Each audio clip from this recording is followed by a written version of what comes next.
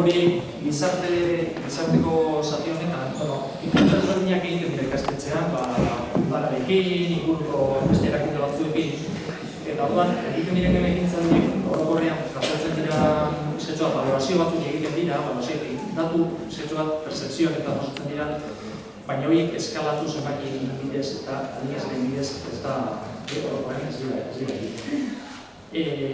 Bai egiten dena pizkatxo bat bigarren puntuan hezkuntza sailetik datorzen helburu horietan agian batzuetan bai agenda jasangarritasunaren inguruan agenda baten horren barruan edo hor bai egiten dira, jasotzen dira datu, pizkatxo bat objektiboagoak. Ikasten erabileraren barruan baita be, pizkatxo bat hor ikastetxearen maila aurreratua dela ez dela, hor jasotzen dira baita be. Eta gero, esan dugu baita kontatu pizkatxo bat hauspoa proiektuaren barruan be, parte hartzen dutela batzutan, gurasoak, familiak, ikasle ohiak.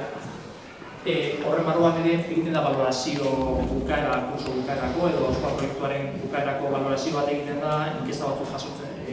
betetzen dira, jasotzen da informazioa hortik.